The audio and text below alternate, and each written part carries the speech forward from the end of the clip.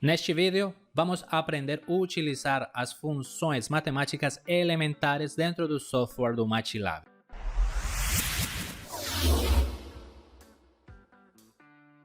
Se você quiser, é possível aumentar a velocidade do vídeo para fazer a explicação muito mais rápida ou dinâmica. As funções matemáticas elementares incluem, por exemplo, logaritmos, exponenciais, valor absoluto, funções de redondeio, funções que usam matemáticas discretas, entre outras. E no vídeo passado a gente tinha introduzido como é que funcionam as funções dentro do software do MATLAB. Se você não teve a oportunidade de assistir aquele vídeo, vou deixar aqui nesse card. Vejamos as primeiras funções correspondentes às matemáticas elementares.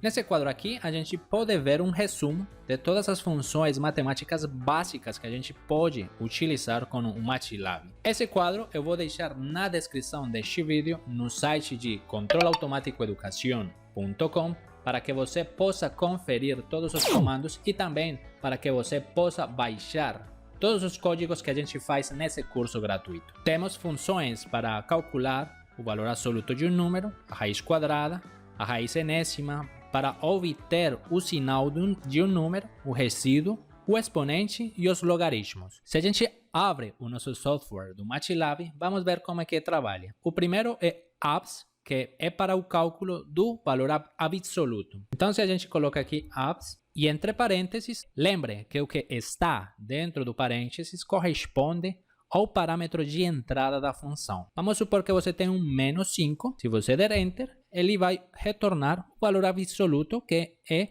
o 5 positivo. E claramente, se você tiver um número positivo, ele vai retornar o mesmo número positivo. Então, essa é a operação matemática que ele faz. Temos o SQRT, que a gente viu na aula passada. SQRT, e aqui dentro, no parâmetro de entrada, a gente pode inserir um número, por exemplo, 64, e a gente obtém a raiz quadrada de 64, que é 8. CLC. O seguinte é o NTH-ROOT, que permite encontrar ou achar a enésima raiz real do parâmetro de entrada x. Note que nesse caso nós temos dois parâmetros de entrada, o x e o n, que será a enésima raiz real. Por exemplo, vamos colocar aqui o NTH-ROOT, entre parênteses, ele vai receber os dois parâmetros de entrada. Vamos supor que eu tenho, note aqui a expressão matemática, é x elevado a 1 sobre n, beleza? Então, por exemplo, se eu tiver aqui o 5,3, eu estou dizendo para o MATLAB que eu quero a enésima raiz real do 5, beleza? Se eu der Enter, vai dar 1,71, que é basicamente o mesmo que eu falar 5 elevado, abro e fecho parênteses aqui, a 1 sobre 3. Vai dar exatamente o mesmo resultado. Esses vídeos aqui fazem parte do nosso curso gratuito do MATLAB. Se você quer ter acesso a todos os vídeos, clica aqui nesse card que está saindo aqui acima para que você veja desde o primeiro capítulo. O seguinte é a função sign, que permite obter o sinal do número. Então, se eu coloco sign, entre parênteses, por exemplo, se eu colocar qualquer número negativo, seja qual for, por exemplo, menos 8, eu vou obter o menos 1, beleza? Ou seja, ele está retornando, está falando para mim que esse número que eu coloquei no parâmetro de entrada é negativo. Mas, se eu colocar, por exemplo, o 0, a gente sabe que o 0 não tem sinal, beleza? Então, ele vai retornar um 0. E se eu colocar qualquer número positivo, por exemplo, 4, note que ele vai retornar um 1 positivo, beleza? Então, quando é um número positivo, ele retorna 1. Quando é 0, retorna um 0 porque não tem sinal. E quando temos números negativos, vamos retornar o menos 1. Está gostando do conteúdo? Então, por que não se inscreve agora mesmo nesse canal? A gente tinha visto no vídeo passado também a função hem, que retorna o resíduo de dois números. Por exemplo, x dividido y, né? E vai retornar o resíduo da divisão. Se eu tenho hem, por exemplo, de 5,4, o resíduo da divisão será 1. Temos o ESP, que calcula o exponencial de x, ou seja, e elevado a x, beleza? Então, a gente vai colocar ESP, entre parênteses, o número que a gente quer potenciar. Por exemplo, Euler na 5 vai dar como resultado 148,41. E da mesma forma, a gente pode calcular os logaritmos. Nesse caso, por exemplo, utilizando log, entre parênteses, o x, calcula o logaritmo natural de x, que é o mesmo de ln, o valor absoluto de x. Então, se a gente colocar... A gente sabe que o logaritmo natural, por exemplo, de 0 é menos infinito, e o logaritmo natural de 1, que são os mais conhecidos, é 0, beleza? Mas, se você quiser obter um logaritmo numa base específica, MATLAB nos oferece essa outra função. Nesse caso, para o logaritmo com base 10, a gente pode colocar log 10. Então, estamos indicando que o logaritmo será de base 10. E entre parênteses, por exemplo, o 10 vai dar 1. Beleza, gente? E da mesma forma, tem o log com base 2. Então, colocamos log 2.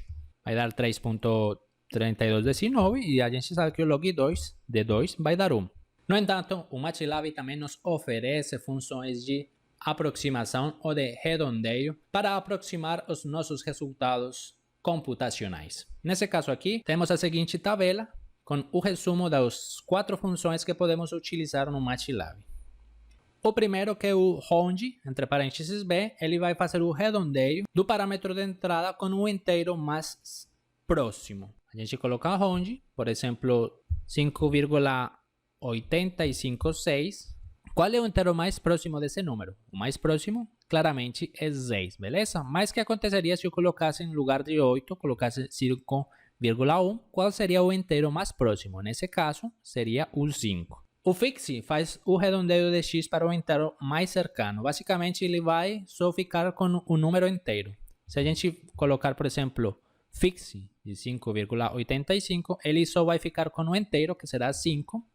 E note que é indiferente se eu coloco 5,1, também vai ficar com o 5, vai jogar fora os números decimais. Temos o floor, que vai fazer agora o redondeio mais próximo para o infinito negativo, para menos infinito. Então, se a gente colocar floor 5,85, o mais próximo para menos infinito, obviamente será 5.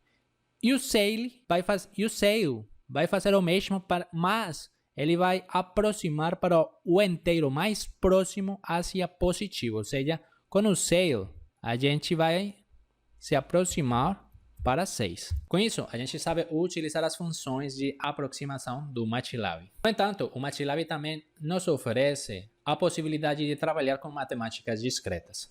Nesse caso, funções para fatorizar números, encontrar denominadores e múltiplos comuns, calcular fatoriais, achar números primos. O MATLAB vai oferecer essas funções que estão resumidas aqui na tabela. Lembrando que tudo você pode achar na descrição do vídeo no site de controleautomaticoeducação.com. E veja que com isso a gente pode, por exemplo, com factor, achar os fatores primos de x, com GCD, achar o máximo comum denominador de x e y, LCM encontra o mínimo comum múltiplo de x e y, o HATCHES representa o x como se fosse uma fração, o factorial de x acha o x factorial, claro, o primes vai achar os números primos menores a esse x que a gente tem no parâmetro de entrada, e esse aqui permite saber ou verificar se o número é ou não é primo, beleza?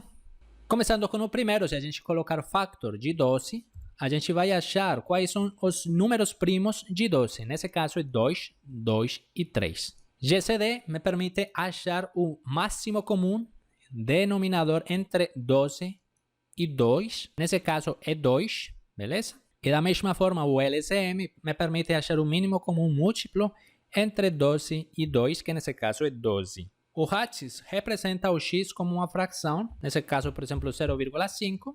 Ele vai representar como um meio, e este é bem próximo, como a gente tinha visto no vídeo passado, de representação de valores no MATLAB, que vou deixar linkado aqui também nesse card. O factorial permite achar o factorial de um número, por exemplo, 4, beleza? O factorial de 4 será 24, que é o mesmo que dizer 1 vezes 2 vezes 3 vezes 4, que é 24. O primes, ele acha os primeiros números primos de x. Eu quero saber quais são os números primos que existem até 12.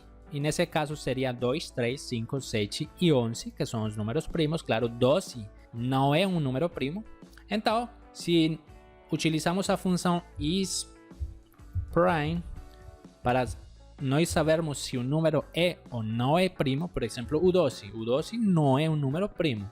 Então, se eu der Enter, ele vai retornar um valor booleano lógico de 0, que significa que é falso, que o 12 efetivamente não é um número primo. Mas se eu botar um número primo, por exemplo, no caso o 7, ele vai retornar um valor booleano de 1, valor verdadeiro, que efetivamente o 7 é um número primo. E se você está gostando desse conteúdo, se inscreva neste canal para continuar aprendendo mais sobre o MATLAB e a teoria de controle. Convido você a ver nosso próximo vídeo do curso do MATLAB ou assistir todo o curso completo clicando aqui na lista de reprodução. A gente se vê no nosso próximo vídeo. Até mais, galera!